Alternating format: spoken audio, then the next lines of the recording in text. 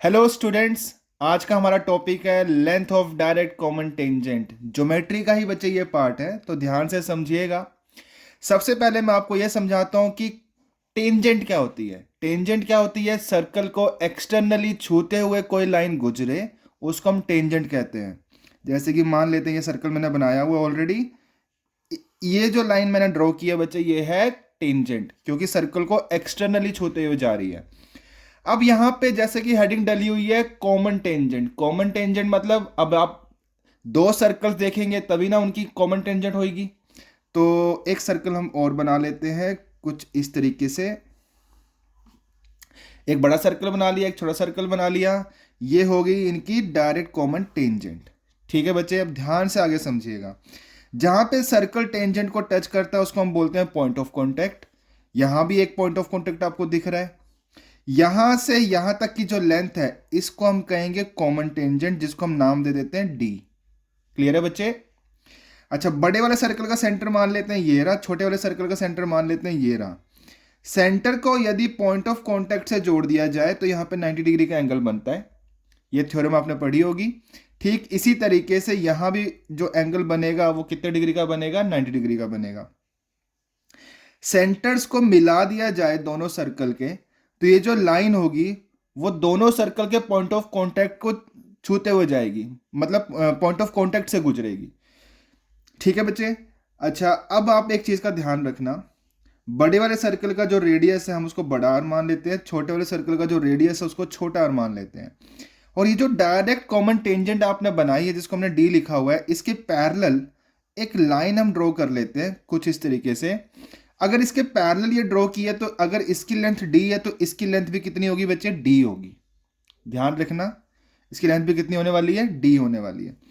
अच्छा, अब अगर इसकी लेंथ भी डी है, इसके पैरेलल हमने ये लाइन बनाई है, ये एंगल 90 डिग्री है, ये एंगल भी 90 होगा। ये एंगल 90 है, ये एंगल भी 90 होगा। अपोजिट साइड्स पैरेलल हैं। ठीक है, दिख रहे हैं आपको? चारों एंगल 90 डिग्री के हैं।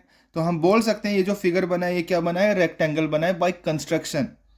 तो अगर ये आर है, यहां से यहां तक की लेंथ अगर आर है तो यहां से यहां तक की लेंथ भी कितनी होगी? छोटा आर। अब ध्यान से आप देखना, यहां से यहां तक की लेंथ क्या है? ये बड़े सर्कल का रेडियस है।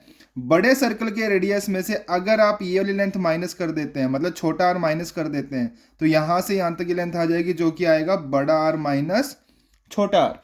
तो यहां से यहां तक की लेंथ आ गई बड़ा आर माइनस छोटा आर। और यहां से यहां तक की लेंथ हम ऑलरेडी लेट कर चुके हैं डी है। और यहां से यहां तक की लेंथ देखो, अब यहां से यहां तक की लेंथ, ये तो बड़े वाले सर्कल का रेडियस हुआ जो कि हमने बड़ा आर माना हुआ है। और यहां से यहां तक की लेंथ ये छोटे सर्कल का रेडियस हुआ जिसको हमने छोटा आर माना हुआ है। अब आप ध्यान से देखो, ये जो ट्रायंगल बना है ये है राइट एंगल ट्रायंगल, क्योंकि यहाँ पे 90 डिग्री एंगल बन रहा है। तो राइट एंगल ट्रायंगल अगर ये है तो इसमें हम पाइथागोरस अप्लाई कर सकते हैं, जिसमें हाइपोटेन्यूज कौन सी है? ये वाली साइड है, जिसको हम बोल सकते हैं बड़ा आर माइनस छोटा आर। तो हाइपोटेन्यूज का स्क्वायर मतलब बड़ा आर माइनस छोटा आर का square is equals to perpendicular का स्क्वायर बड़ा आर माइनस छोटा आर का स्क्वायर प्लस बेस का स्क्वायर, जो कि हमने डी मानी हुई है, डी का स्क्वायर। अब ध्यान देना बच्चे, बड़ा आर प्लस छोटे आर का स्क्वायर माइनस आर माइनस छोटे आर का square is equals to D square. इसको जरा और सॉल्व करते हैं। इसको, ये A square minus B square है, तो इसको हम लिख सकते हैं ए प्लस बी और A minus B. A square minus B square का formula is equals to D square. तो यहां पे जब मैं ब्रैकेट ओपन करूंगा बच्चे, आर आर कट जाएगा, ये बन जाएगा 2 इंटू बड़ा आर। और यहां पे छोटा आर कट जाएगा जब मैं ब्रैकेट ओपन करूंगा, सॉरी, बड़ा आर कट जाएगा और यहां पे क्या बच जाएगा? 2 इंटू छोटा R is equals to D square. ये बन जाएगा बच्चे, इसके आगे हम यहां देखते हैं, ये बन जाएगा 4 इंटू बड़ा आर इंटू छोटा R is equals to D square. यहां से स्क्वायर हटेगा, यहां पे क्या आ जाएगा? बड़ा आर इंटू छोटे आर का square root into 2 is equals to D. तो डायरेक्ट कॉमन टेंजेंट की जो लेंथ है वो आप किसके बराबर लिख सकते हैं?